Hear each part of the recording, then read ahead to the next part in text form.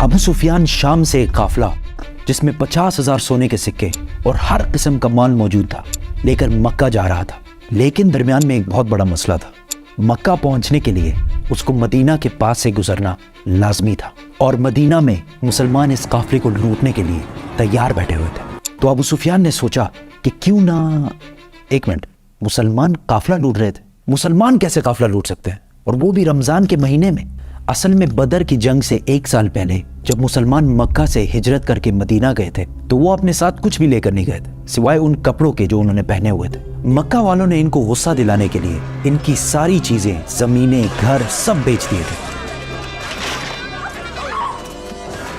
اور یہ وہ قافلہ تھا جس میں بہت سارا سامان وہ تھا جو مکہ کے مسلمانوں سے لوٹا گیا تھا۔ تو مسلمان لوٹ نہیں رہے تھے بلکہ اپنے سے لوٹے ہوئے سامان کا بدلہ لے رہے تھے۔ تو ابو سفیان اس قافلے کا ہیڈ اس ٹینشن میں تھا کہ اگر وہ اس راستے سے گیا تو مسلمان تو اس کو چھوڑیں گے نہیں، تو اس نے اپنا راستہ بدلا اور مکہ ایک خط بھجوایا کہ مکہ والے فل سپیڈ اس قافلے کی مدد کے لیے پہنچے۔ تو وہ بندہ جیسے ہی مکہ پہنچا اس نے کعبہ کے پاس جا کر اپنے اونٹ کے کان اور ناک کاٹ دیے اور اپنے کپڑے پھاڑ کر زور زور سے مدد کے لیے چیخنے لگا۔ یہ اس زمانے میں ان کا ایمرجنسی دکھانے کا ایک رواج تھا۔ مسلمان فوج آلریڈی قافلے کو روکنے کے لیے نکل چکی تھی۔ ابو جہل نے اس قاصد سے پوچھا، اس قاصد نے کہا آلموسٹ کوئی 313 لوگ ہوں گے۔ ابو جہل نے کہا ہم 1000 لوگ لے کے جائیں گے۔ پھر اس نے پوچھا کتنے گھوڑے ہیں، تو اس بندے نے کہا آلموسٹ کوئی 2 گھوڑے ہوں گے۔ ابو جہل نے کہا ہم 100 گھوڑے لے کے جائیں گے۔ پھر اس نے پوچھا مسلمانوں کی فوج میں اونٹ کتنے ہیں، اس نے کہا کوئی 70 کیملز ہوں گے۔ We'll bring 170. ابو سفیان کا قافلہ مین روڈ کو چھوڑ کر کسی اور راستے سے نکلا اور مسلمانوں کی فوج سے بچ کر بھاگ گیا۔ تو اب لڑائی کرنے کی کوئی ضرورت نہیں تھی کیونکہ قافلہ تو بچ گیا۔ The caravan is safe. So there is no need to fight. Not fight. لیکن ابو جہل نے کہا کہ اب اگر قافلہ بچ بھی جائے ہم ان مسلمانوں کو نہیں چھوڑیں گے، کیونکہ ان کے ایک ایک بندے کو مارنے کے لیے ہمارے پاس 3 لوگ موجود ہیں۔ We finish them tomorrow. We fight. محمد صلی اللہ علیہ وسلم نے اپنی فوج کو بدر کے پہلے کنویں کے پاس جا کر پڑاؤ ڈالنے کا حکم دیا۔ دوسرے دن ابو جہل کی فوج جب سامنے آئی تو وہ مسلمانوں سے 3 گنا بڑی تھی۔ اتبا a very rich Meccan businessman اپنے بھائی اور بیٹے کے ساتھ سامنے آیا اور مسلمانوں کو چیلنج کیا کہ کوئی ہے جو ہم سے آ کر لڑائی کر سکے۔ مدینہ کے 3 انصار ان سے لڑنے کے لیے سامنے آئے تو اتبا نے کہا یہ کون ہے؟ ہمیں اپنے بھائیوں کے سر کاٹنے ہیں جنہوں نے اپنے باپ داداؤں کے ریلیجن سے بغاوت کی ہے۔ حضرت حمزہ، حضرت عبیدہ اور 24 ایئر اولڈ علی رضی اللہ تعالیٰ عنہ سامنے آئے اور لڑائی شروع ہوئی۔ حضرت عبیدہ زخمی ہوئے لیکن اتبا، اس کا بھائی اور اس کا بیٹا تینوں مارے گئے۔ اتبا کا بیٹا حذیفہ جو کہ مسلمانوں کی فوج میں تھا، اس کے سامنے ہی اس کے باپ، بھائی اور چاچا کو مار دیا گیا، لیکن وہ مسلمانوں کی فوج میں ہی رہا۔ مسلمانوں کو پتا تھا کہ دشمن کے مقابلے میں ان کی فوج بہت چھوٹی ہے، تو انہوں نے ڈیفینسو اسٹریٹجی اختیار کی کہ یار ہم تو اپنی جگہ سے نہیں لیں گے، تم لوگ آ کے حملہ کرو۔ اسی کے ساتھ ابو جہل نے فل فلیج حملے کا حکم دیا کیونکہ اس کا خیال تھا کہ 2 منٹ کا کام ہے، بس ختم کر کے نکلتے ہیں یہاں سے، لیکن ایسا نہیں ہوا۔ آہستہ آہستہ ہر ایک مسلمان کے بدلے 5 کافر مرنے لگے۔ کافروں کی فوج پیچھے ہٹی اور ٹینشن میں پڑ گئی کہ یار یہ ہم ان سے 3 گنا زیادہ ہیں اور ہم ان کو ان کی جگہ سے بھی نہیں لا پا رہے۔ مین وائل مسلمانوں نے اپنی صفوں کو بدلا اور فریش لوگوں کو سامنے لا کر کھڑا کر دیا۔ ابو جہل نے دوبارہ فل فلیج حملے کا حکم دیا، لیکن پھر وہی ہوا اور کافر فوج پیچھے ہٹنے لگی، لیکن اس بار مسلمانوں نے ان پر حملہ کر دیا اور کافروں کی فوج بدر کو چھوڑ کر ہر طرف بھاگنے لگی اور ابو جہل مارا گیا۔ مکہ میں سارے جیت کی خبر کا انتظار کر رہے تھے کیونکہ پچھلے 60 سال میں مکہ کے قریش کو کوئی بڑی شکست نہیں ہوئی تھی اور آلموسٹ 65 سال پہلے انہوں نے ابرہہ کے 60,000 فوج کو بھی ہرایا تھا، اور اس کی وجہ سے پورا عرب قریش کو اپنا لیڈر مانتا تھا۔ لیکن اب مکہ کے قریش صرف 313 لوگوں سے ہار گئے تھے۔ پہلے جو لوگ جنگ سے بھاگ کر مکہ پہنچے تو ان پر کسی نے یقین ہی نہیں کیا کہ ایسا ہو ہی نہیں سکتا کہ ہم جنگ ہار گئے ہوں، لیکن آہستہ آہستہ انہیں سمجھ آنے لگی کہ وہ یہ جنگ اور پورے عرب میں اپنی عزت ہار چکے ہیں۔ ایک مشہور ویسٹرن ہسٹورین لکھتے ہیں کہ جنگ بدر سے پہلے عرب محمد کو ایک کمزور آدمی سمجھتے تھے جس کو اپنے ہی لوگوں نے نکال دیا تھا اور وہ دوسروں سے مدد مانگتا پھرتا، لیکن جنگ بدر کے بعد محمد ایک بادشاہ اور ملٹری جینیس کے طور پر پورے عرب میں مشہور ہو گیا، کیونکہ انہوں نے اپنے سے 3 گنا بڑی فوج کو ہرا کر دکھایا تھا۔ جیت کی خبر لے کر جب مسلمان مدینہ پہنچے تو ہر طرف خوشی اور سیلیبریشن چل رہے تھے، لیکن جیسے ہی رسول اللہ صلی اللہ علیہ وسلم اپنے گھر میں داخل ہوئے تو ان کو پتہ چلا کہ ان کی بہت ہی پیاری بیٹی رقیہ، جس سے وہ بہت پیار کرتے ہیں، کچھ ہی دن پہلے فوت ہو چکی ہے۔ اس بات سے رسول اللہ صلی اللہ علیہ وسلم کو بہت دکھ ہوا، لیکن مسلمانوں کی خوشی اور سیلیبریشنز جاری رکھنے کے لیے انہوں نے اپنے غم کا ذکر کسی سے بھی نہیں کیا، اور یہ سیلیبریشن زیادہ دیر چل بھی نہیں سکتی تھی، کیونکہ اس بار ابو سفیان نے پورے عرب سے 3000 کی فوج جمع کر کے مسلمانوں سے بدلہ لینے کی تیاری شروع کر دی تھی۔ They are gathering. Every young man with a sword is on his way to Mecca. بدر میں بری طرح شکست کے بعد مکہ کے کافروں نے 3000 لوگوں کی فوج تیار کی اور مسلمانوں پر حملے کے لیے مکہ سے روانہ ہوئے۔ مسلمانوں نے بھی مدینہ کے ڈیفنس کے لیے 1000 صحابہ کی فوج تیار کی۔ اب پھر وہی بدر والا سسٹم تھا کہ کافروں کی فوج مسلمانوں سے 3 گنا زیادہ تھی۔ Not a big deal, right? Yes. But اس بار مکہ والوں کی فوج میں ایک ینگ اور ٹیلنٹڈ لڑکا اور بھی تھا جس کا نام تھا خالد۔ رسول اللہ صلی اللہ علیہ وسلم نے مدینہ کے اندر رہ کر لڑائی کرنے کا مشورہ دیا، لیکن زیادہ صحابہ نے کہا کہ مدینہ سے نکل کر اوپن ڈیزرٹ میں لڑائی کرنی چاہیے، اور رسول اللہ صلی اللہ علیہ وسلم نے اپنی رائے چھوڑ کر میجورٹی کی رائے مانی، اور مدینہ سے 1000 صحابہ لڑائی کے لیے روانہ ہوئے۔ رسول اللہ صلی اللہ علیہ وسلم نے اس فوج کو 3 گروپس میں ڈیوائیڈ کیا، مہاجرین، اوس اور خزرج۔ 1000 صحابہ میں سے صرف 100 کے پاس باڈی آرمر اور شیلڈز وغیرہ تھے، اور صرف 50 گھوڑے تھے۔ اس کے مقابلے میں 3000 مکہ کی فوج آ کر احد کے مقام پر رکی اور مسلمانوں کا انتظار کرنے لگی۔ اس فوج کے سینٹر کو ابو جہل کے بعد مکہ کا نیا سردار ابو سفیان لیڈ کر رہا تھا۔ ان کے لیفٹ سائڈ پر ابو جہل کا بیٹا اکرمہ اور رائٹ سائڈ پر 33 ایئر اولڈ خالد بن ولید گھوڑوں کے ساتھ لیڈ کر رہا تھا۔ مکہ کے 3000 فوجیوں سے لڑنے کے لیے جب 1000 صحابہ احد پہنچے، عبداللہ بن ابی سب سے بڑا منافق نے کہا کہ ہم تو نہیں لڑیں گے بھائی، یہ تو خودکشی ہے۔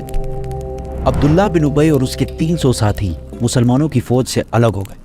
یہ ایک پری پلانڈ سازش تھی یا جو بھی تھا۔ اب مسلمان صرف 700 رہ گئے اور ان کے سامنے 3000 کی فوج کھڑی تھی۔ رسول اللہ صلی اللہ علیہ وسلم نے 50 آرچرز تیر انداز اس پہاڑ کے اوپر بھیجے تاکہ مکہ والے پہاڑ کے پیچھے سے حملہ نہ کر سکیں، اور ان 50 لوگوں کو کلیئر آرڈر دے دیا کہ اگر تم دیکھو کہ مسلمان جنگ جیت چکے تم نے پہاڑ سے نہیں اترنا، اور اگر تم دیکھو کہ مسلمان ہار گئے ہیں اور پرندے ان کے جسموں کا گوشت کھا رہے ہیں تب بھی تم نے اپنی جگہ سے نہیں ہلنا۔ کافروں کی فوج سے ایک بندہ سامنے آیا اور مسلمانوں کو چیلنج کیا۔ حضرت علی نے جا کے پھر اس کا بھائی سامنے آیا اور حضرت حمزہ نے اس کو بھی ختم کر دیا۔ پھر وہاں سے آتے گئے اور مسلمان ساروں کو مارتے رہے۔ اسی کے ساتھ دونوں فوجوں نے حملہ کر دیا۔ پہلے لڑائی تھوڑی سخت ہوئی، لیکن آہستہ آہستہ صحابہ ان کو کرش کرتے گئے اور مکہ والے حوصلہ ہارنے لگے، اور تھوڑی سی لڑائی کے بعد بدر کی طرح میدان سے بھاگنے لگے۔ کلیئرلی یہ لگ رہا تھا کہ مسلمان جنگ جیت چکے، اسی لیے پہاڑ پر کھڑے 50 آرچرز میں سے 41 جیت کی ایکسائٹمنٹ میں پہاڑ چھوڑ کر مال اکٹھا کرنے کے لیے نیچے اتر گئے، اور پہاڑ کے اوپر صرف 9 تیر انداز رہ گئے، اور ایگزیکٹ اسی ٹائم کا خالد بن ولید انتظار کر رہے۔ جیسے ہی وہ نیچے اترے، خالد اپنے گھڑ سواروں کو لے کر پہاڑ کے پیچھے سے لائٹننگ سپیڈ کے ساتھ بڑھے۔ اب the game was completely changed۔ مسلمان جیتی ہوئی جنگ کے بجائے 2 فوجوں کے درمیان میں پھنس گئے تھے، اور آہستہ آہستہ بہت سارے صحابہ شہید ہونے لگے، اور مسلمانوں کے مین جنرل حضرت حمزہ کو ایک حبشی غلام وحشی نے شہید کر دیا۔ And to make it even worse, دونوں فوجوں سے لڑنے کے دوران وہاں ایک افواہ پھیل گئی کہ محمد صلی اللہ علیہ وسلم کو بھی شہید کر دیا گیا ہے، اور یہ افواہ اس لیے پھیلی کہ جب خالد بن ولید پہاڑ کے پیچھے سے حملہ کر رہے تھے تو ان کے ایک گروپ نے محمد صلی اللہ علیہ وسلم کے کیمپ پر حملہ کر دیا، اور اس ٹائم وہاں پر رسول اللہ کی پروٹیکشن کے لیے صرف 9 لوگ موجود تھے۔ لڑائی یہاں تک گئی کہ رسول اللہ صلی اللہ علیہ وسلم کا دانت شہید ہوا، لیکن حضرت طلحہ اور باقی صحابہ نے ان کو بچائے رکھا۔ 9 ڈیفینڈرز میں سے 7 جب شہید ہوئے تو کافروں کو لگا کہ انہوں نے رسول اللہ کو بھی شہید کر دیا، کیونکہ انہوں نے مصعب بن عمیر کو شہید کیا تھا، جن کی صورت رسول اللہ صلی اللہ علیہ وسلم سے بہت ملتی جلتی تھی۔ اتنے میں مسلمانوں کی فوج کسی طرح وہاں سے نکل کر پیچھے ہٹی اور رسول اللہ صلی اللہ علیہ وسلم کو پروٹیکٹ کر کے پہاڑ کے اوپر لے گئی، اور پہاڑ کے اوپر دوبارہ فارمیشن بنائی اور لڑائی کے لیے بالکل ریڈی ہو گئی۔ مکہ والوں کے گھوڑے پہاڑ پر چڑھ نہیں سکتے تھے، اور بغیر گھوڑوں کی ان کی سپیڈ بہت سلو ہوتی، اور مسلمان ان پر بہت تیر برساتے۔ تو ابو سفیان نے فیصلہ کیا کہ بس اتنا کافی ہے، ہم بس یہاں سے واپس مکہ چلے جائیں گے۔ جانے سے پہلے ابو سفیان نے حضرت عمر سے پوچھا کہ کیا ہم نے محمد کو قتل کر لیا ہے؟ تو حضرت عمر نے کہا کہ نہیں، وہ بالکل ٹھیک ہے، اور یہ جو تم کہہ رہے ہو وہ سن رہے ہیں۔ اس پر ابو سفیان کو بہت غصہ آیا، کیونکہ انہوں نے یہ جنگ اس لیے کی تھی کہ محمد کو شہید کیا جائے اور مدینہ پر قبضہ کیا جائے، لیکن ان میں سے کوئی بھی آبجیکٹو پورا نہیں ہوا اور وہ واپس چلا گیا۔ تاریخ میں بہت سارے ہسٹورینز اس جنگ کو مسلمانوں کی ایبسولوٹ شکست کہتے ہیں، لیکن کچھ ہسٹورینز ایسے بھی ہیں جو کہتے ہیں کہ یس، مسلمانوں کو بہت نقصان ہوا، لیکن قریش کا کوئی بھی آبجیکٹو پورا نہیں ہوا۔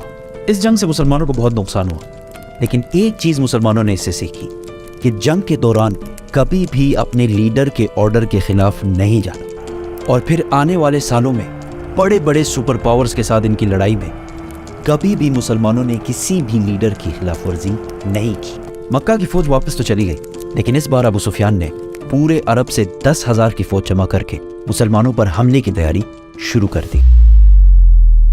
احد کی جنگ جیتنے کے بعد ابو سفیان فل کانفیڈنس میں آ گیا کہ اب تو ہم ان مسلمانوں کو چھوڑیں گے نہیں، تو انہوں نے پورے عرب سے 10,000 لوگوں کی فوج تیار کرنا شروع کر دی۔ 10,000! پتہ ہے 10,000 کتنے تھے؟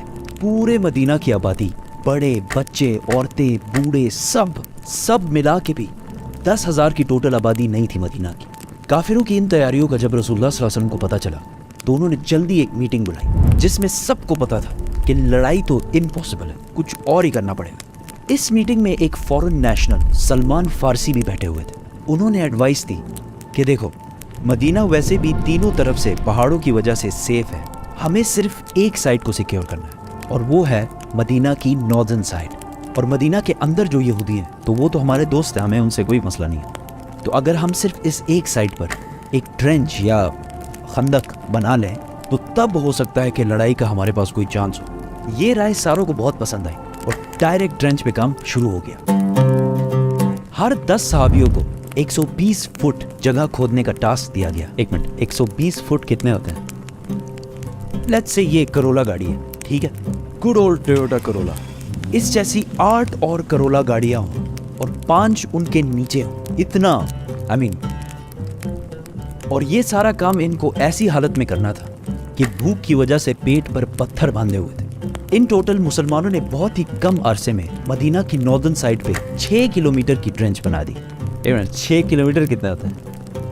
لیٹس سے یہ کرکٹ اسٹیڈیم ہے، کرکٹ اسٹیڈیم بہت بڑا ہوتا ہے ایسے ہی اور 36 کرکٹ اسٹیڈیمز اگر لائن میں رکھے جائیں تو اتنی لمبی ٹرینچ، اور اگر کرولا گاڑیوں میں دیکھا جائے تو اس ٹرینچ میں 6560 کرولا گاڑیاں فٹ ہو سکتی تھی۔ خندق کھودنے کے دوران ایک بہت بڑا پتھر بہت کوشش کے بعد بھی ٹوٹ ہی نہیں رہا، تو صحابہ نے رسول اللہ صلی اللہ علیہ وسلم کو کہا کہ یہ تو مسئلہ ہو گیا۔ رسول اللہ صلی اللہ علیہ وسلم نے ایک کلاڑی اٹھائی اور اس پتھر کو زور سے مارا اور کہا شام، سیریا میرا ہے، اور اس کے پیلسز کو میں ابھی اس وقت اپنے سامنے دیکھ رہا ہوں۔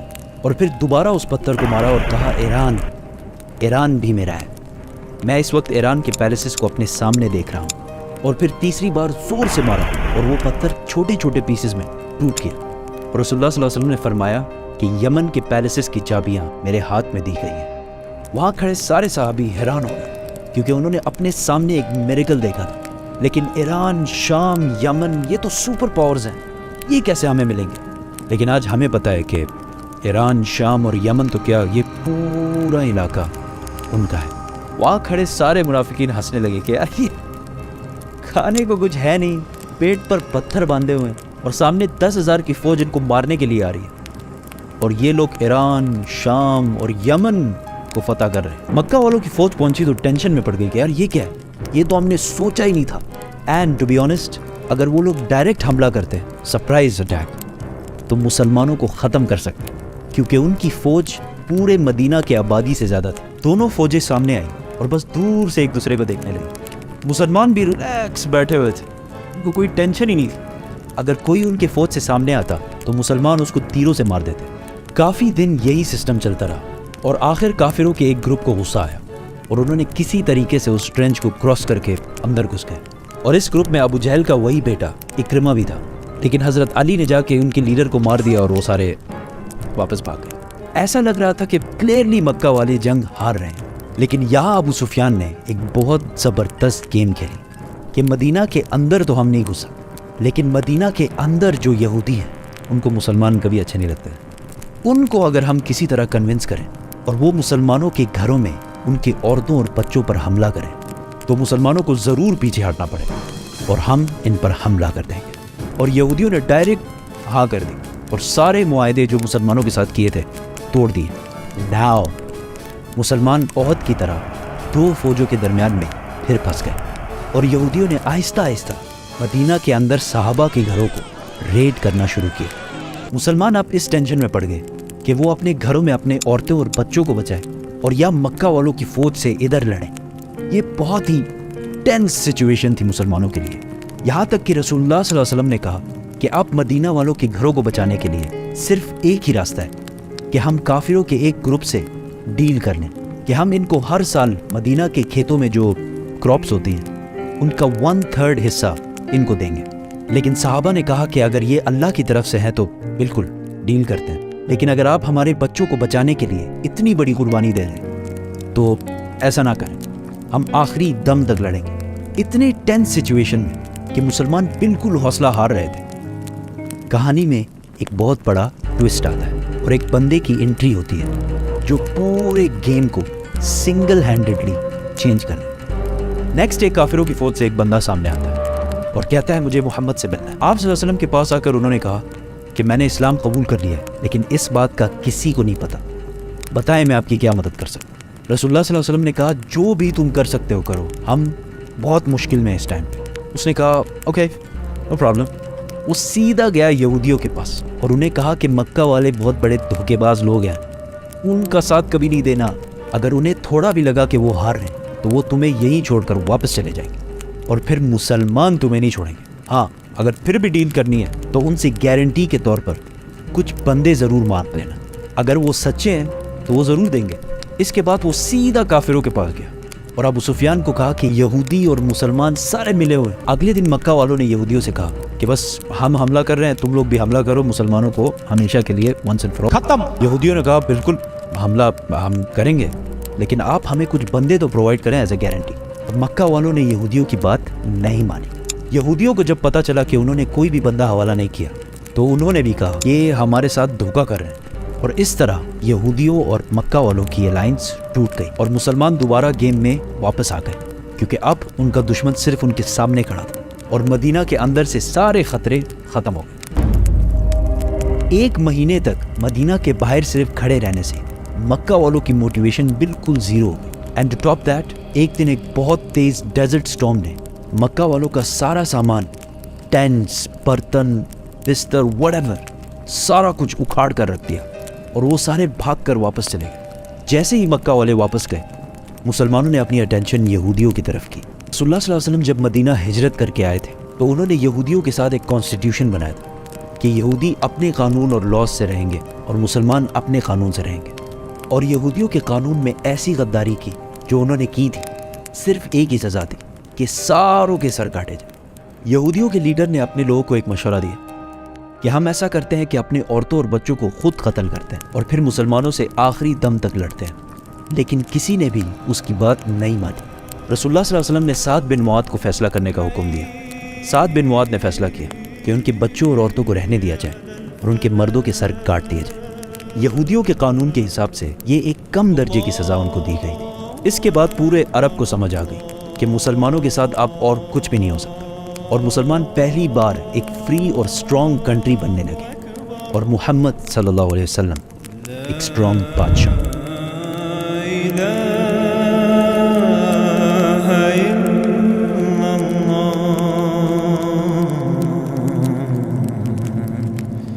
خندق کی جنگ جیتنے کے بعد ایک رات رسول اللہ صلی اللہ علیہ وسلم نے خواب دیکھا کہ وہ اپنے صحابہ کے ساتھ کعبہ کا طواف کر رہے ہیں. تو اس ڈریم کو پورا کرنے کے لیے آپ صلی اللہ علیہ وسلم 1500 صحابیوں کے ساتھ مکہ کی طرف روانہ ہوا ہے. لیکن مکہ والوں نے ان کا راستہ روک دیا. رسول اللہ صلی اللہ علیہ وسلم نے ان کے ایمبیسڈر کو کہا کہ ہم صرف اور صرف عمرہ کرنے کے لیے آئے ہیں. وہ بندہ واپس گیا اور مکہ والوں کو کہا کہ میں نے روم کے بادشاہ کیسر کو دیکھا ہے اور ایران کے بادشاہ کسرا کو بھی دیکھا ہے اور یمن کے بادشاہ نجاشی کو بھی دیکھا ہے, لیکن میں نے محمد جیسا بادشاہ کبھی بھی نہیں دیکھا.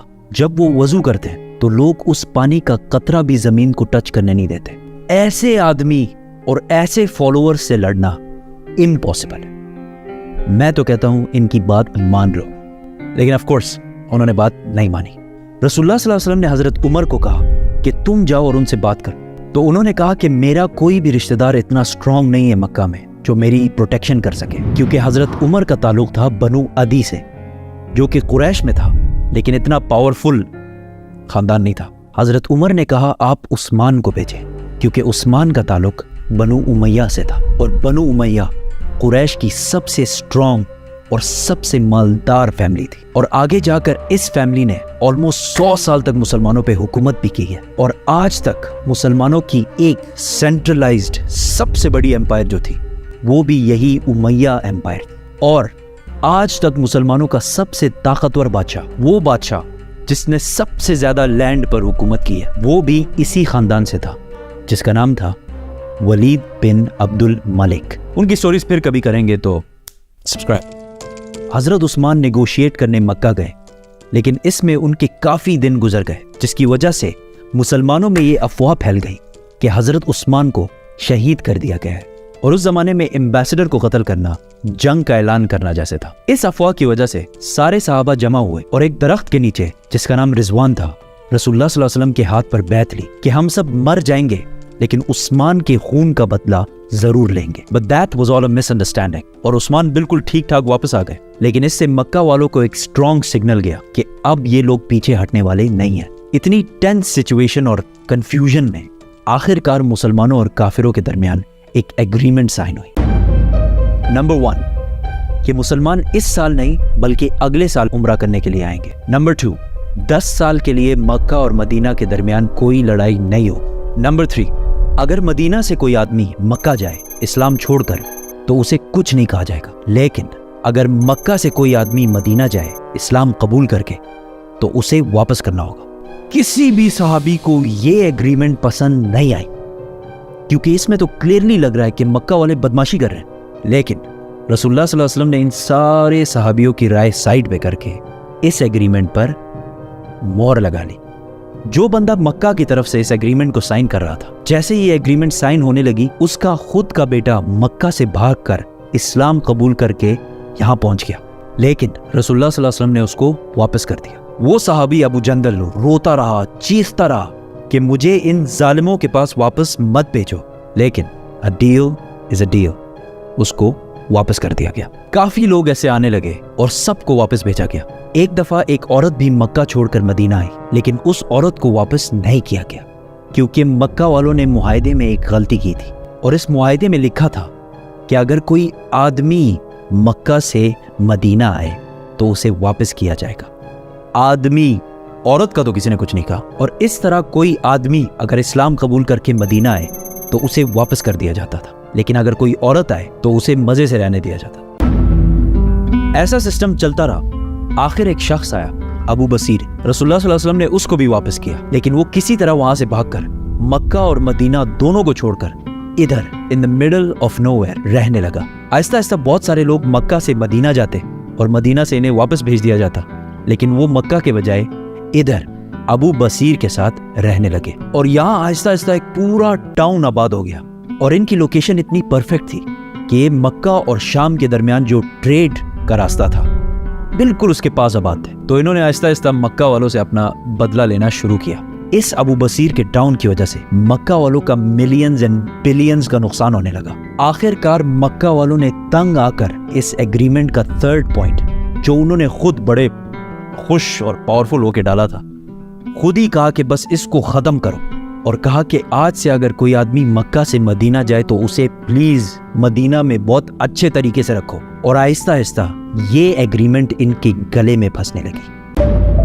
معاہدے کا دوسرا پوائنٹ یہ تھا کہ 10 سال تک کوئی بھی لڑائی نہیں ہوگی۔ تو رسول اللہ صلی اللہ علیہ وسلم نے اس کا فل فائدہ اٹھاتے ہوئے عرب سے باہر جو دنیا کے باقی ایمپائرز اور سپر پاورز تھے ان کو اسلام کی دعوت دینا شروع کی۔ تو ایک لیٹر گیا حبشہ، آج کے زمانے میں ایتھیوپیا، دوسرا لیٹر گیا رومن ایمپرر ہرکل ہراکلس، اور تیسرا لیٹر گیا ایران کے بادشاہ خسرو کے پاس۔ یہ آج کے زمانے میں تو ہمیں پتہ ہے کہ بڑی بات تھی، لیکن اس زمانے میں ان بادشاہوں کے لیے یہ ایسے تھا کہ آج پاکستان کے ایک چھوٹے سے گاؤں سے کوئی لیٹرز لکھے ڈونلڈ ٹرمپ اور شی جن پنگ کو۔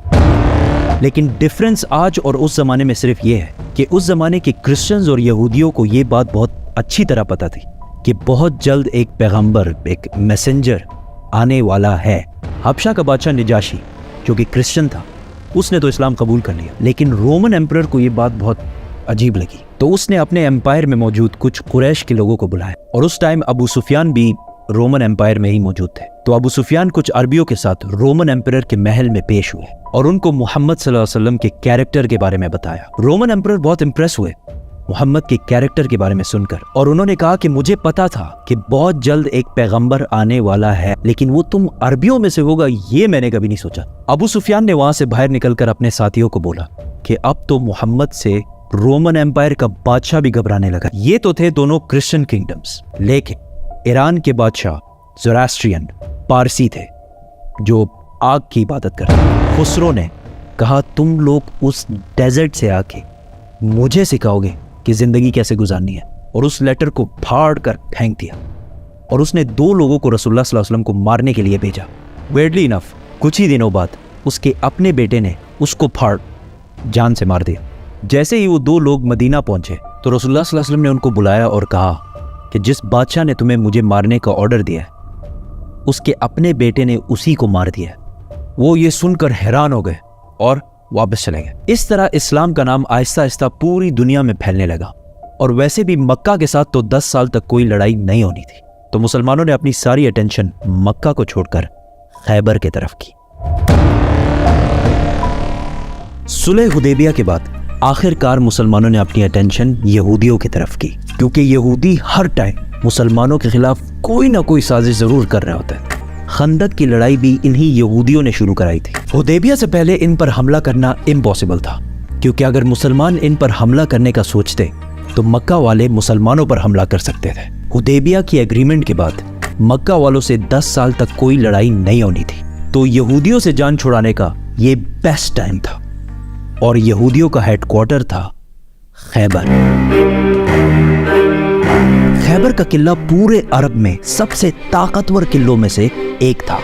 عرب آلموسٹ سارا ہی ڈیزرٹ ہے، لیکن خیبر میں فارمز اور فروٹس اور یہ چیزیں بہت زیادہ تھیں جن کو پورے عرب میں ایکسپورٹ کر دیا جاتا، اور اس سے جتنا پیسہ بنتا تھا اس سارے کو یہودی اس قلعے میں سیف کر کے رکھتے تھے، کیونکہ ان کو پتا تھا کہ خیبر کو فتح کرنا امپاسبل ہے۔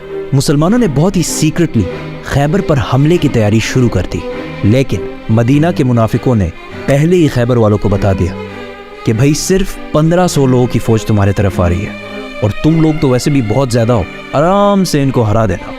یہودیوں نے بھی اس خبر کو بہت لائٹلی لیا۔ یہودی ایک دن صبح اپنے کھیتوں پر کام کرنے نکلے تو اچانک سامنے مسلمانوں کی فوج کھڑی تھی، تو وہ چیخنے لگے کہ محمد آ گیا ہے، محمد آ گیا ہے، اور بھاگ کر واپس قلعے میں چلے گئے۔ خیبر مدینہ سے آلموسٹ 150 کلومیٹرز دور ہے، اور اگر آج بھی گاڑی میں جائے تو 2-2.5 گھنٹے لگ جاتے ہیں۔ اور خیبر کے اس قلعے کے 2 مین حصے تھے، ایک حصے میں 5 بڑے قلعے اور دوسرے حصے میں 3 قلعے تھے۔ تو مسلمانوں نے پہلا حملہ خیبر کے اس قلعے پہ کیا۔ پہلا قلعہ فتح کرنے کی بہت کوشش کے باوجود کوئی فائدہ نہیں ہوا، تو رسول اللہ صلی اللہ علیہ وسلم نے کہا کہ کل میں ایک ایسے آدمی کو جھنڈا دوں گا، اور جھنڈا دینا مطلب ایک ایسے آدمی کو لیڈر بناؤں گا جو اللہ اور اس کے رسول صلی اللہ علیہ وسلم سے محبت کرتا ہے، اور اللہ اور اس کے رسول اس سے محبت کرتے ہیں۔ سارے صحابی اس امید میں تھے کہ کاش یہ جھنڈا ہمیں مل جائے۔ ایون حضرت عمر رضی اللہ تعالیٰ عنہ نے کہا کہ میں نے کبھی بھی زندگی میں لیڈرشپ کی خواہش نہیں کی سوائے خیبر کے اس دن کی۔ رسول اللہ صلی اللہ علیہ وسلم نے سارے بڑے عمر کے صحابہ چھوڑ کر جھنڈا صرف 29 ایئر اولڈ علی بن ابی طالب کے ہاتھ میں دیا، تو حضرت علی نے خوش ہو کر کہا کہ میں آخری دم تک ان سے لڑوں گا، لیکن رسول اللہ صلی اللہ علیہ وسلم نے کہا ٹیک اٹ ایزی، ان کو اسلام کی دعوت دو, اگر ایک شخص بھی تمہاری وجہ سے اسلام قبول کر لے تو یہ ہمارے سارے اونٹوں سے بہتر ہے. حضرت علی رضی اللہ تعالیٰ عنہ فوج لے کر گئے اور پہلے قلعے پر حملہ کیا. اس قلعے کا جو چیف تھا اس کا نام تھا مرحب, اور یہ مرحب پورے عرب میں اپنی طاقت کی وجہ سے مشہور تھا. مطلب اس سے لڑنے کا کوئی سوچ بھی نہیں سکتا. اس نے سامنے آ کر مسلمانوں کو چیلنج کیا تو حضرت علی رضی اللہ تعالیٰ عنہ سامنے گئے اور کوائٹ ایزیلی اس کو ہرا دیا, جس کی وجہ سے اس کی جگہ حضرت علی پورے عرب میں ایز اے وارئر مشہور ہوئے. اسی کے ساتھ لڑائی شروع ہوئی اور کافی خطرناک لڑائی ہوئی, اور یہودی بھی بہت جوش سے لڑ رہے تھے کیونکہ وہ بھی اہل کتاب ہیں. ان کے لیے بھی جنت, شہادت, یہ سارے کانسیپٹس تو ہیں. جنگ کافی دیر تک چلی, لیکن آخر کار یہودی اس قلعے کو خالی کر کے دوسرے قلعے میں چلے گئے, اور اس طرح خیبر کا پہلا قلعہ فتح ہو گیا. 3 دن تک مسلمان اس دوسرے قلعے کو فتح نہیں کر سکے کیونکہ اگین یہودیوں نے بہت سخت لڑائی کی, بٹ آخر وہ یہ قلعہ بھی چھوڑ کر 3rd قلعے کی طرف بھاگ گئے. تیسرا قلعہ بھی بہت دنوں تک فتح نہیں ہو سکا, اور مسلمان حیران تھے کہ ہم نے تو ان کے سارے کھانے پینے کے راستے بند کر دیے, پھر بھی یہ باہر آ کے لڑ کیوں نہیں رہے. کہ ایک دن ایک یہودی جاسوس جو مسلمانوں کے لیے جاسوسی کرتا تھا, اس نے آ کے بتایا کہ خیبر کے یہ قلعے بہت پرانے ہیں اور یہودیوں نے ان قلعوں کے نیچے سیکرٹ راستے بنائے ہوئے ہیں, اور ان راستوں کو یوز کر کے وہ اس جگہ سے پانی قلعے کے اندر لا رہے ہیں. تو مسلمانوں نے جا کے وہ راستہ بند کر دیا, اور کچھ ہی دیر بعد یہودی قلعے سے باہر نکل گئے اور مسلمانوں سے لڑنے لگے. اور جو بھی صحابہ سے آ کر سامنے لڑتا ہے تو ان کے ساتھ کیا ہوتا ہے. 3 قلعے فتح کرنے کے بعد 4تھا قلعہ بھی مسلمانوں نے اسی طرح آسانی سے فتح کر لیا, اور یہودی 4تھے قلعے کو بھی چھوڑ کر 5ویں اور آخری قلعے کی طرف چلے گئے. 5واں قلعہ فتح کرنا امپاسبل تھا کیونکہ یہ ایک پہاڑ کے اوپر بنا ہوا تھا, اور جو بھی اس کے پاس جاتا یہودی اس کو تیر مار مار کے بھگا دیتے. اسی لیے یہودیوں نے اپنے عورتوں اور بچوں کو بھی اسی قلعے میں رکھا تھا, اور یہودیوں کا سارا مال, گولڈ, سلور, ایوری تھنگ, سارا کچھ اسی قلعے میں پڑا ہوا تھا.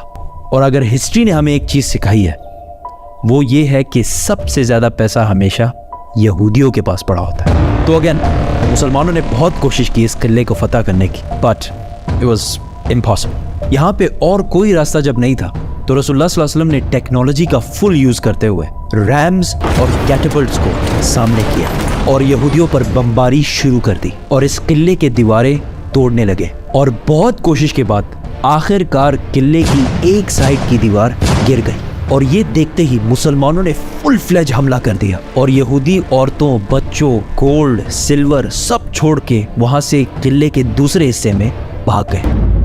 اب یہاں پہ کچھ ہسٹورینز کہتے ہیں کہ آخری کے 3 قلعوں نے سرنڈر کیا, اور کچھ کہتے ہیں کہ 2 نے سرنڈر کیا اور 1 کے ساتھ لڑائی ہوئی, بٹ دیٹ ڈزنٹ میٹر. خیبر فتح ہو گیا. آخر یہودیوں نے سخت لڑائی کے بعد سرنڈر کر دیا, اور رسول اللہ صلی اللہ علیہ وسلم نے ان سب کو معاف کر دیا. لیکن خیبر میں جتنا بھی فوڈ اور فروٹس کی پروڈکشن ہوتی ہے اس کا ہاف مسلمانوں کو دینا ہوگا, جس پر یہودیوں نے خوشی سے ایگری کیا. خیبر سے مسلمانوں کو اتنا گولڈ اور اتنا پیسہ ملا کہ ایسا ہو کہ آج پاکستان میں اچانک تیل ڈسکور ہو جائے اور سارا کچھ بدل جائے. ایون حضرت عمر رضی اللہ تعالیٰ عنہ نے کہا کہ ہجرت کے 7 سال بعد پہلی بار خیبر میں ہم نے پیٹ بھر کر کھانا کھایا. جو مسلمان مکہ سے ہجرت کر کے مدینہ آئے تھے ان سب نے اپنے مدینہ کے بھائیوں کو پیسے واپس کر دیے. خیبر کی اس جیت نے مسلمانوں کو ایک غریب کمیونٹی سے عرب کی سب سے پاورفل اور رچ کمیونٹیز میں سے بنا دیا. صلح حدیبیہ کا ایک پوائنٹ یہ تھا کہ 10 سال تک مسلمانوں اور کافروں کے درمیان کوئی لڑائی نہیں ہوگی. اس سے مسلمانوں کو تھوڑا ٹائم ملا اور انہوں نے ریلیکس ہو کر اسلام کی دعوت دینا شروع کی. اسلام قبول کرنے کے بعد صحابہ کی زندگی باقی عربیوں سے بالکل الگ ہو چکی تھی, جس سے عرب کے لوگ بہت امپریس ہوتے تھے, اور آہستہ آہستہ بہت سارے لوگ اسلام کی دعوت قبول کرنے لگے. ان سب میں مکہ کے 2 بہت امپورٹنٹ لوگ خالد بن ولید اور عمر بن عاص بھی تھے. اور خالد بن ولید کے لیے تو اسلام قبول کرنا بہت مشکل تھا, کیونکہ قرآن میں ولید بن مغیرہ جو خالد بن ولید کے والد تھے ان کے بارے میں بہت سخت ورڈز یوز کیے گئے تھے, اور عرب میں خاندان اور اسپیشلی باپ کی عزت سب سے امپورٹنٹ چیز ہوتی تھی. لیکن پھر بھی خالد بن ولید نے اپنے والد اور پورے خاندان کے خلاف جا کر اسلام قبول کر لیا. आहिस्ता आहिस्ता इस्लाम फैलता गया और रसूलुल्लाह सल्लल्लाहु अलैहि वसल्लम ने एक एम्बेसडर रोमन एम्पायर की तरफ भेजा, लेकिन इस एम्बेसडर को गस्सानी किंगडम ने बहुत ही बुरी तरह कत्ल कर दिया। ये गस्सानी किंगडम अरब और रोमन एम्पायर के बिल्कुल बीच में था और ये गस्सानी किंगडम रोमन एम्पायर का एक वेसल स्टेट था। वेसल स्टेट मतलब एक पपेट स्टेट। गस्सानी किंगडम का एम्बेसडर को मारना जंग के ऐलान जैसे था और सिर्फ उस जमाने में नहीं बल्कि आज भी यूएन चार्टर्स में एम्बेसडर को मारना सबसे बड़े क्राइम्स में से एक है। रसूलुल्लाह सल्लल्लाहु अलैहि वसल्लम को जब पता चला तो उन्होंने फौरन 3000 लोगों की फौज जमा की और रोमन एम्पायर पर हमले का फैसला किया।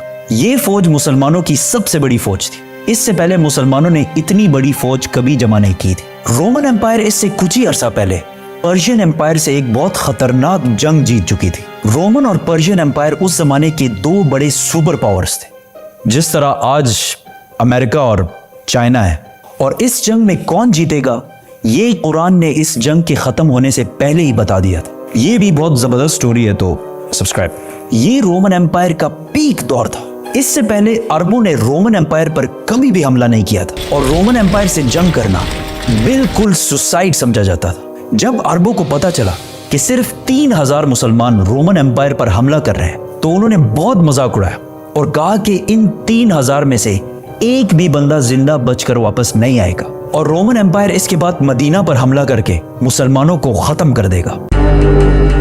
रसूलुल्लाह सल्लल्लाहु अलैहि वसल्लम ने इस फौज का लीडर ज़ैद बिन हारिसा रज़ियल्लाहु तआला अन्हु को बनाया। इस्लाम से पहले ज़ैद बिन हारिसा को रसूलुल्लाह सल्लल्लाहु अलैहि वसल्लम का बेटा माना जाता था और बाकी फौज को बताया कि अगर ज़ैद बिन हारिसा शहीद हो जाए तो तुम्हारा नेक्स्ट लीडर जाफर बिन अबी तालिब होगा, जो हजरत अली रज़ियल्लाहु तआला अन्हु के भाई थे। और अगर जाफर भी शहीद हो जाए तो तुम्हारा लीडर अब्दुल्ला बिन रवाहा होगा। और इन्हें कहा उस जगह पर जाओ जहां इन्होंने हमारे एम्बेसडर को शहीद किया था और इन्हें इस्लाम की दावत दो। अगर ये लोग इस्लाम कबूल ना करें सिर्फ और सिर्फ तब इनसे लड़ाई करना। और हाँ, किसी बच्चे, बूढ़े या औरत को अंडर एनी सर्कमस्टांसेस नुकसान नहीं पहुंचाना और दरख्तों को भी नहीं काटना। ज़ैद रज़ियल्लाहु तआला अन्हु 3000 फौज लेकर रवाना हुए तो रास्ते में उन्हें पता चला कि रोमन्स 2 लाख फौज लेकर मुसलमानों की तरफ आ रहे हैं। 2 लाख 3000 वर्सेस 2 लाख। इस एनिमेशन को देखें, इससे थोड़ा अंदाजा होगा कि इन दो फौजों में कितना बड़ा डिफरेंस था। ये है एग्जैक्टली 3000 लोगों की फौज और इसके सामने ये है 2 लाख लोगों की फौज।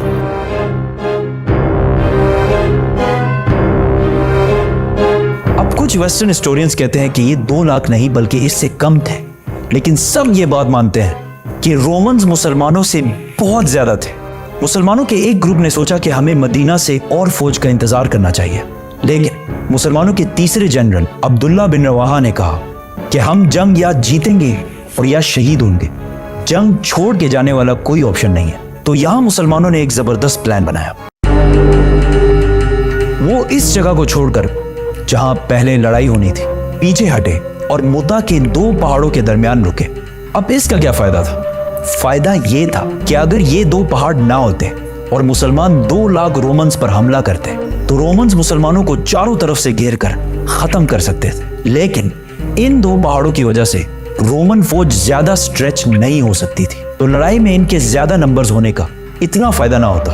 दोनों फौजों ने हमला किया और लड़ाई शुरू हुई। ज़ैद बिन हारिसा ने मुसलमानों की फौज का झंडा उठाया और बहुत फियर्स लड़ाई की, लेकिन वो शहीद हो गए।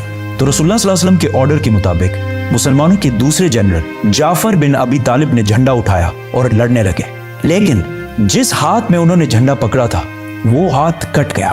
तो उन्होंने दूसरे हाथ से झंडा उठाया, लेकिन दूसरा हाथ भी कट गया और जाफर रज़ियल्लाहु तआला अन्हु शहीद हो गए। जंग के बाद इनके जिस्म पर तलवार के 50 निशान मिले और इन 50 में से एक भी पीठ पर नहीं था, सारे के सारे फ्रंट पर लगे थे। तो अब ऑर्डर के मुताबिक अब्दुल्ला बिन रवाहा नए जनरल बने और बहुत सख्त लड़ाई के बाद वो भी शहीद हो गए। फिर एक मुसलमान ने झंडा उठाया और जोर जोर से सबको कहने लगा कि जल्दी आपस में एक लीडर चूज करो वरना हमारी पूरी फौज बिखर जाएगी।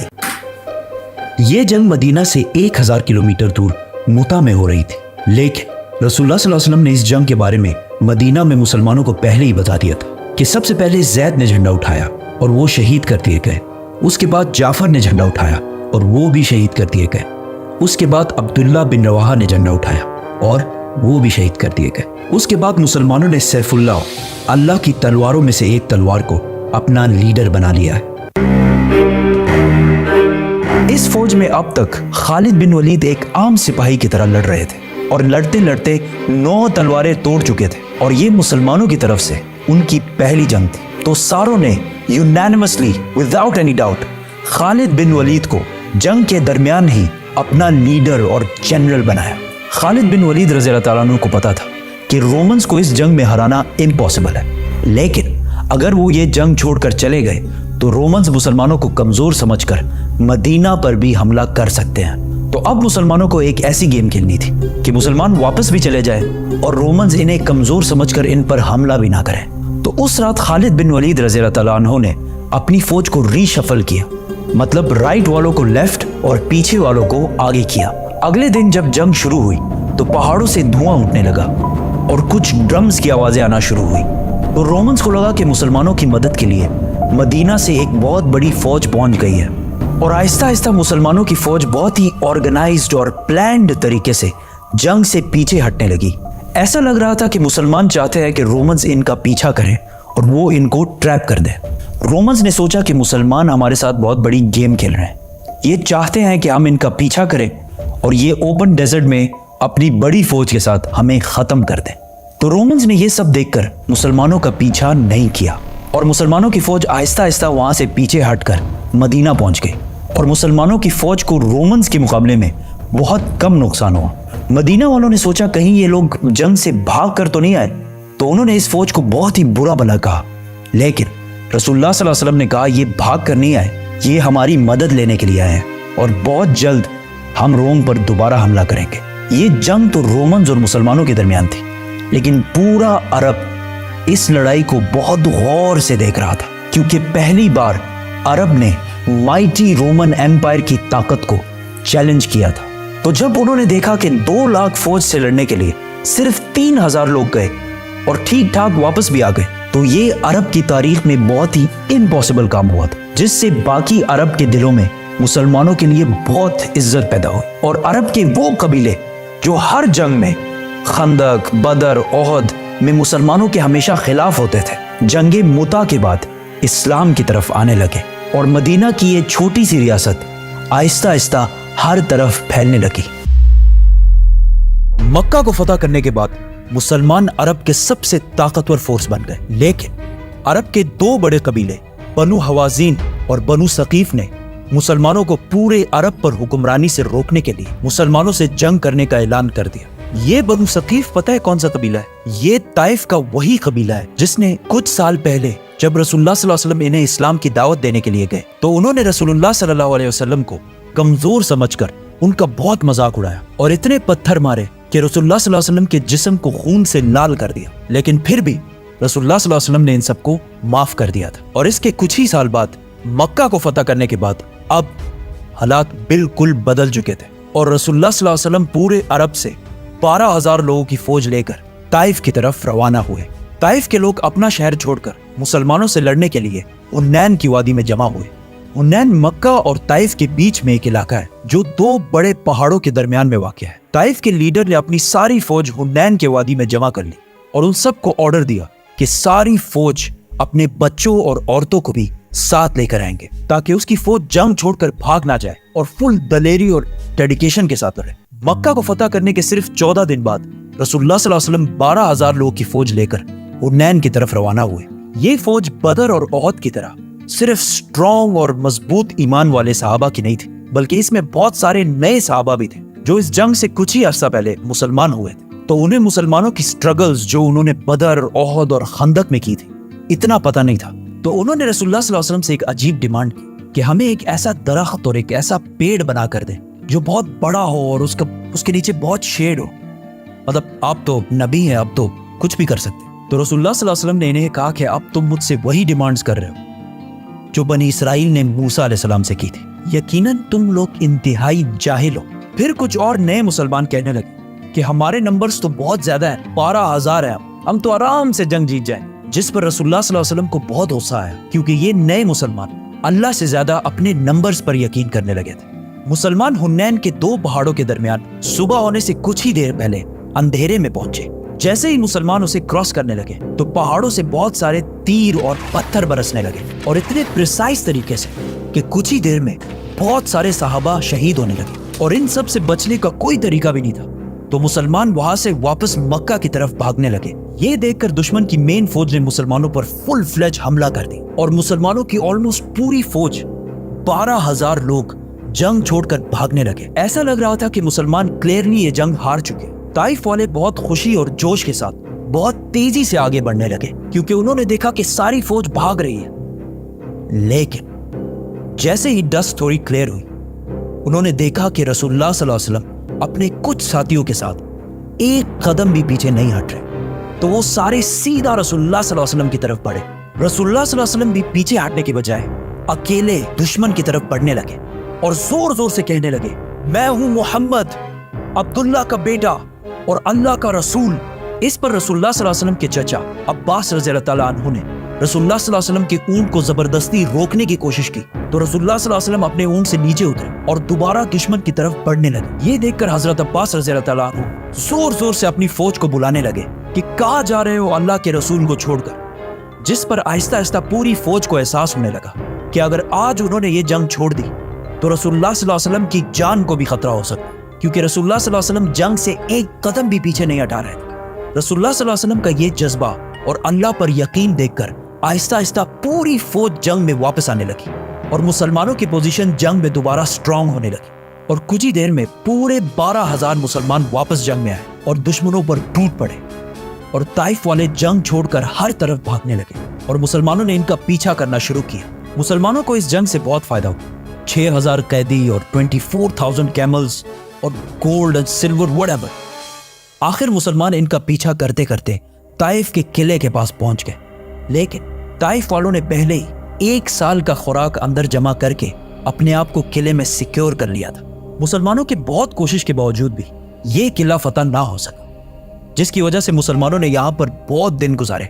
खालिद बिन वलीद रज़ियल्लाहु तआला अन्हु हर दिन किले के सामने जाते और इनको जोर जोर से लड़ने के लिए चैलेंज करते, लेकिन एक बंदा भी डर से बाहर नहीं निकलता। एक दिन रसूलुल्लाह सल्लल्लाहु अलैहि वसल्लम ने ऐलान किया कि ताइफ में जितने भी गुलाम हैं, अगर वो इनको छोड़कर मुसलमानों को ज्वाइन कर लें तो वो इन्हें आजाद कर देंगे, जिसकी वजह से आहिस्ता आहिस्ता बहुत सारे गुलाम ताइफ से मुसलमानों की तरफ आने लगे। आखिर रसूलुल्लाह सल्लल्लाहु अलैहि वसल्लम ने फैसला किया कि अब इन पर और टाइम जाया करने का कोई फायदा नहीं, क्योंकि ये अब मुसलमानों का कुछ भी नहीं बिगाड़ सकते। तो मुसलमान वहां से वापस मक्का की तरफ रवाना हो। जाने से पहले कुछ मुसलमानों ने रसूलुल्लाह सल्लल्लाहु अलैहि वसल्लम से कहा, वैसे भी हम वापस जा रहे हैं, एटलीस्ट इनके लिए कोई बदुआ तो करें। तो रसूलुल्लाह सल्लल्लाहु अलैहि वसल्लम ने अपने हाथ उठाए और अल्लाह से दुआ की कि ए अल्लाह, ताइफ वालों को मेरे पास मुसलमान बना कर ले आ। मुसलमान वापस आखिर मक्का पहुंच गए। अब यहाँ मदीना वालों को लग रहा था कि अब रसूलुल्लाह सल्लल्लाहु अलैहि वसल्लम अपने नेटिव शहर मक्का को कैपिटल बनाएंगे और मदीना वालों को हमेशा के लिए छोड़ देंगे। इस जंग में जितना माल मुसलमानों के हाथ आया था, उसमें से बहुत बड़ा हिस्सा रसूलुल्लाह सल्लल्लाहु अलैहि वसल्लम ने मक्का वालों को दे दिया, जो अभी कुछ ही दिन पहले मुसलमान हुए थे, जिसमें 100 ऊंट रसूलुल्लाह सल्लल्लाहु अलैहि वसल्लम ने अबू सुफियान को भी दिए। और इससे सिर्फ 1 महीना पहले अबू सुफियान मुसलमानों का सबसे बड़ा दुश्मन समझा जाता। जब उन्हें 100 ऊंट मिले तो उन्होंने कहा, या रसूलल्लाह, मेरा बेटा यजीद। तो रसूलुल्लाह सल्लल्लाहु अलैहि वसल्लम ने उन्हें भी 100 ऊंट दिए। तो उन्होंने कहा, या रसूलल्लाह, मेरा बेटा मुआविया।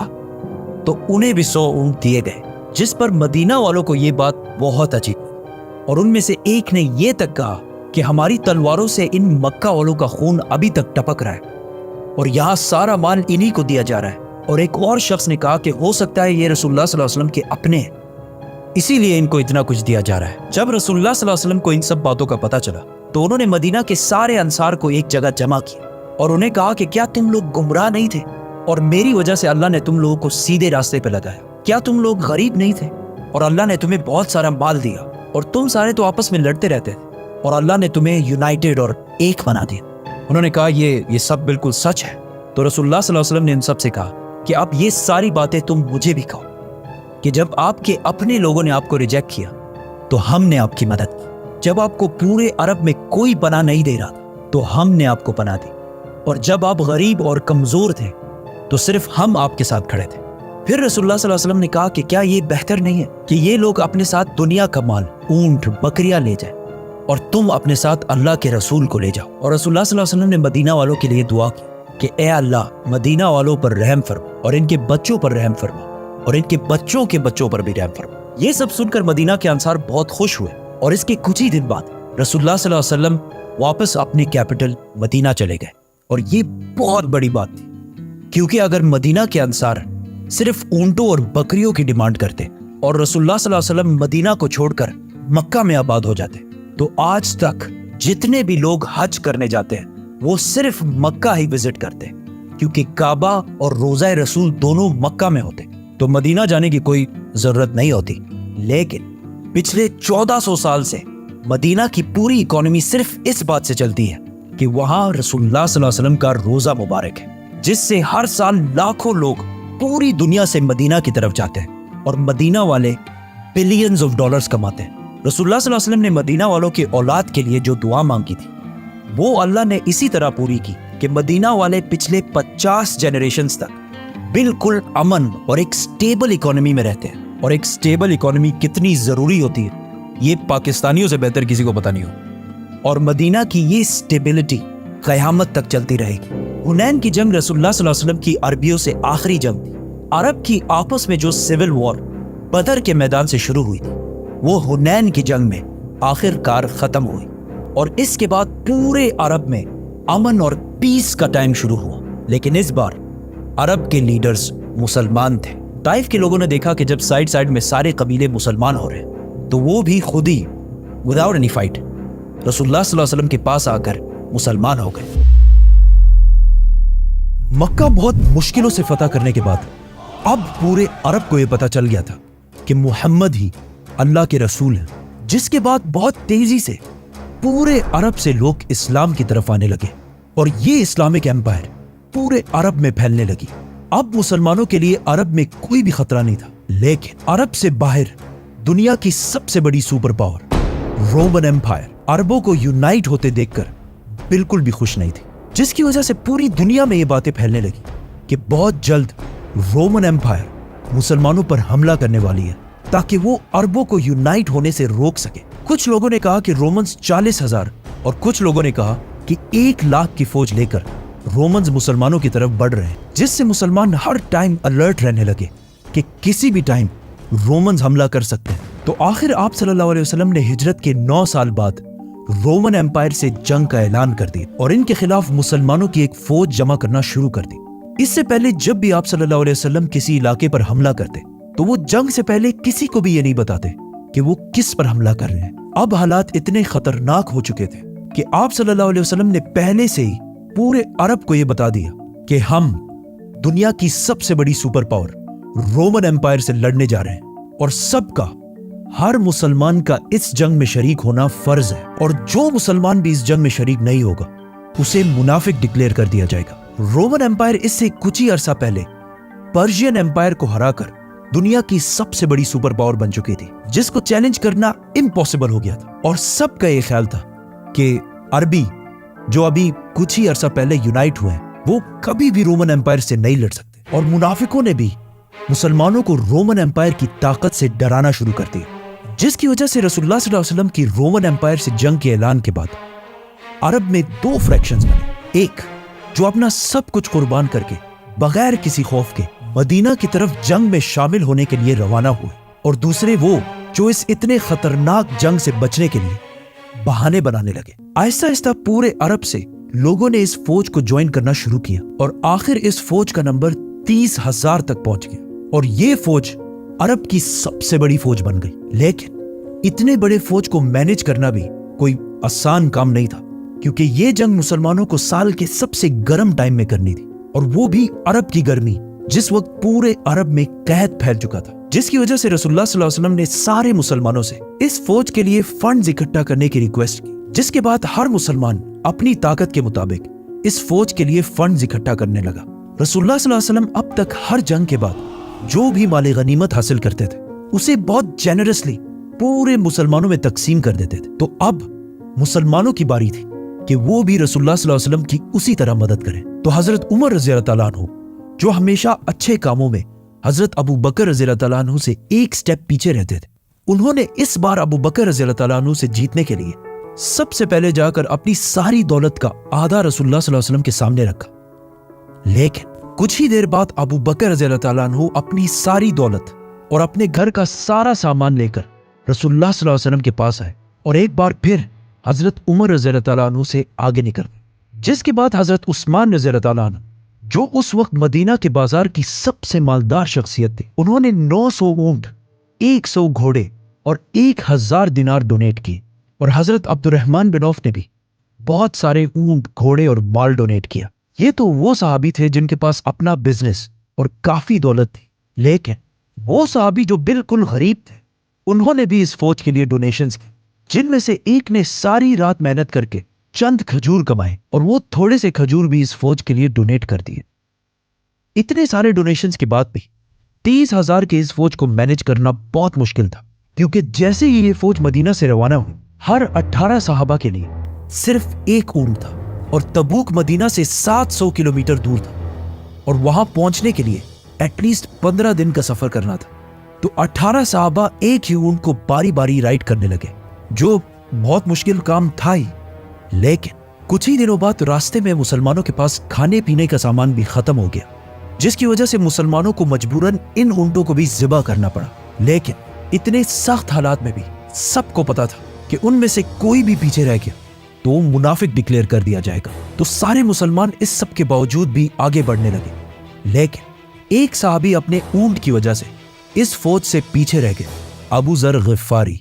तो उन्होंने अपना ऊंट वहीं छोड़कर पैदल तबूक की तरफ बढ़ने लगे। ये फौज रास्ते में आले समूद के इलाके से भी गुजरी, जिन्होंने एक जमाने में पहाड़ों के अंदर बहुत जबरदस्त और आलीशान बिल्डिंग्स बनाई थी। इनकी तबाही को देखकर मुसलमानों का ईमान और मजबूत हो गया। लेकिन आप सल्लल्लाहु अलैहि वसल्लम ने इस इलाके के पानी को यूज करने से मना कर दिया। आखिर 15 दिन बाद मुसलमान फाइनली तबूक पहुंच गए।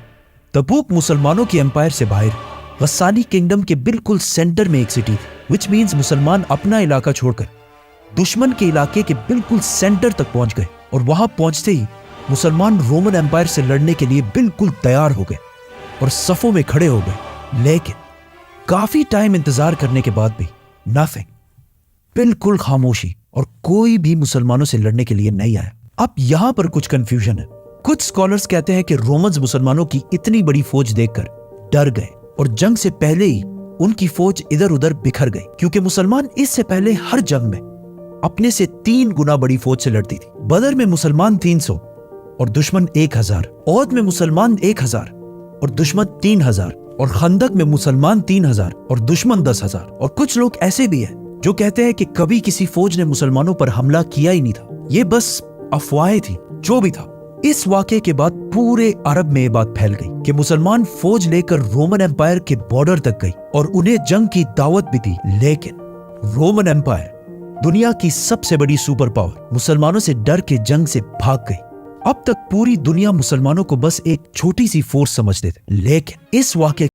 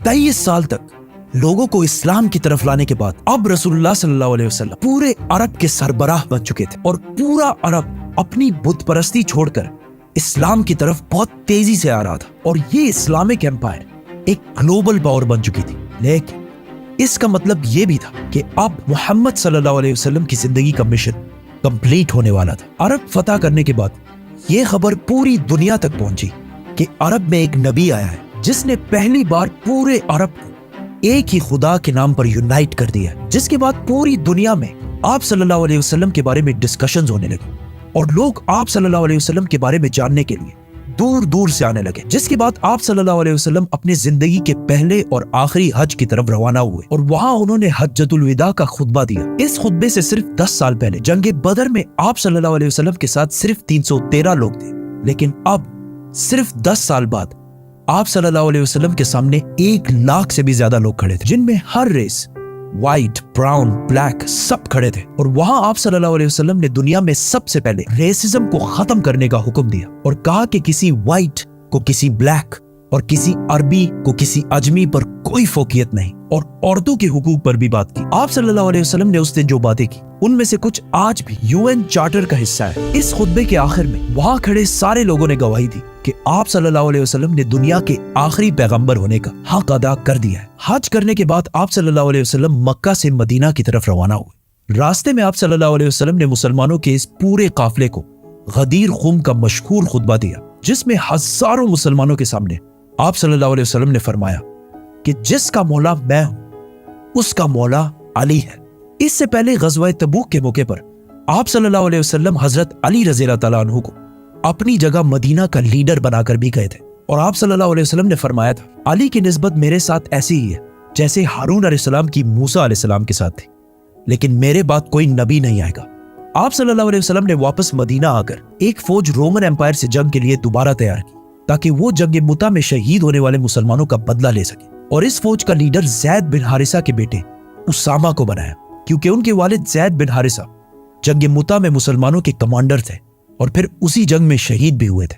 لیکن اچانک ایک دن آپ صلی اللہ علیہ وسلم کی بیماری شروع ہوئی اور آہستہ آہستہ یہ بیماری بڑھتی گئی, جس کے بعد یہ فوج آگے بڑھنے سے رک گئی.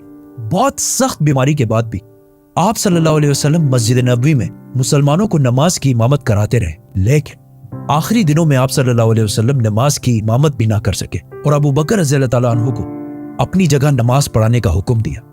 اپنے آخری دن آپ صلی اللہ علیہ وسلم نے حضرت عائشہ رضی اللہ تعالیٰ عنہ کے حجرے میں گزارے, جو مسجد نبوی کے بالکل اٹیچ ایک کمرہ تھا. لیکن اس کے بعد آپ صلی اللہ علیہ وسلم کی بیماری بڑھتی گئی اور اچانک ایک دن حضرت عائشہ رضی اللہ تعالیٰ عنہ کے گھر سے آواز آئی کہ آپ صلی اللہ علیہ وسلم اس دنیا سے رحلت فرما چکے ہیں, جس پر مدینہ کے لوگ حیران ہو گئے کہ یہ کیسے ہو سکتا ہے, کیونکہ اس وقت آپ صلی اللہ علیہ وسلم کی عمر صرف 61 سال تھی آج کل کے کیلنڈر کے مطابق, اور اسلامک کیلنڈر کے مطابق ان کی ایج 63 سال تھی.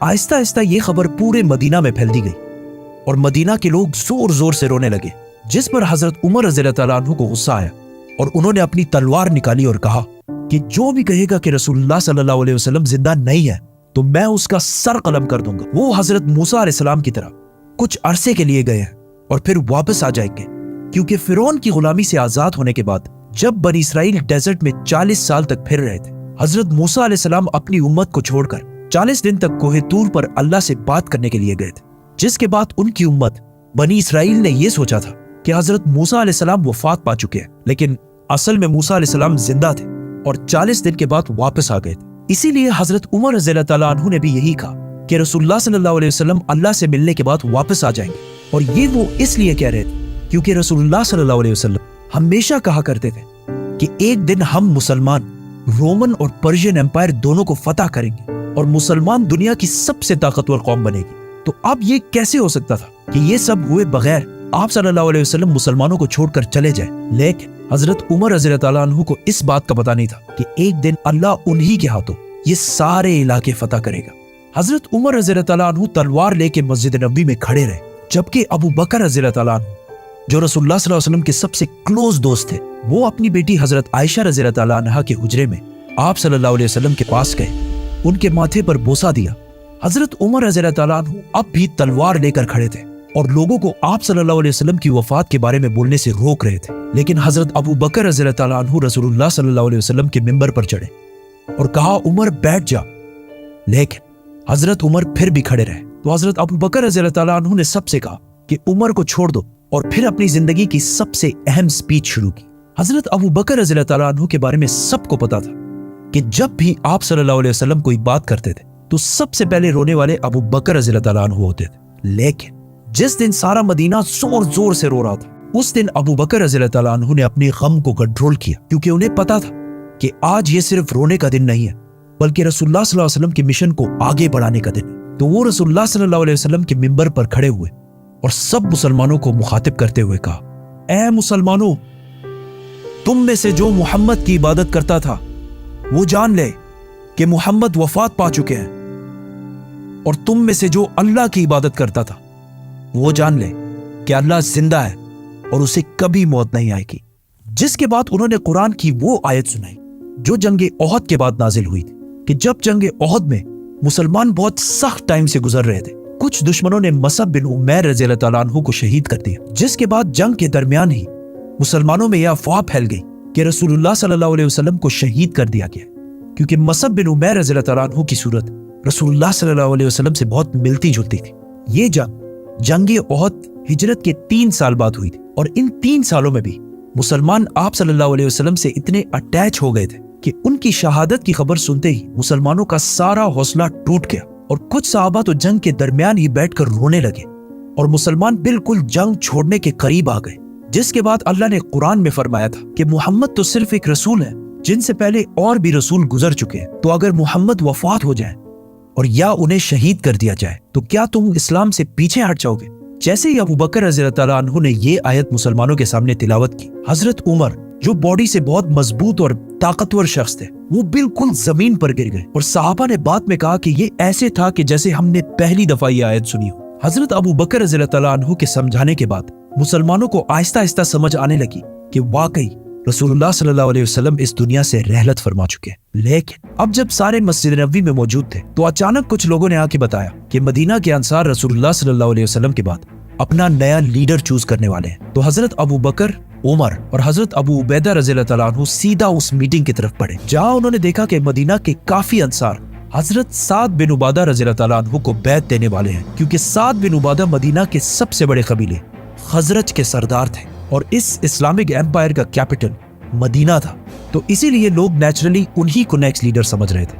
لیکن اچانک حضرت ابو بکر اور عمر وہاں پہنچے اور وہاں ساروں کو سمجھانے کی کوشش کی کہ یہ اب وہی پرانی مدینہ کی چھوٹی سی حکومت نہیں رہی، بلکہ یہ اب پورے عرب کی حکومت ہے، اور عرب قریش کے علاوہ کسی کو بھی اپنا لیڈر نہیں مانے، کیونکہ قریش عرب کے سب سے امپورٹنٹ شہر مکہ کے رہنے والے لوگ جن کی پورا عرب بہت عزت کیا کرتا تھا، کیونکہ مکہ میں عرب کی سب سے ہولی سائٹ کعبہ ہے، اور بہت سال پہلے ابرہہ کے 60,000 کے لشکر کو ایک میریکل سے ہرانے کے بعد ان کی عرب میں بہت عزت بچ چکی تھی، اور اب محمد صلی اللہ علیہ وسلم بھی اسی قریش قبیلے میں سے تھے، which means اب قریش ہی عرب کو یونائٹ رکھ سکتا تھا، اور وہاں کھڑے سارے لوگوں نے ان کی بات سے ایگری بھی کیا، جس کے بعد لوگوں نے سعد بن عبادہ رضی اللہ تعالیٰ عنہ کو بیعت دینا چھوڑ دی۔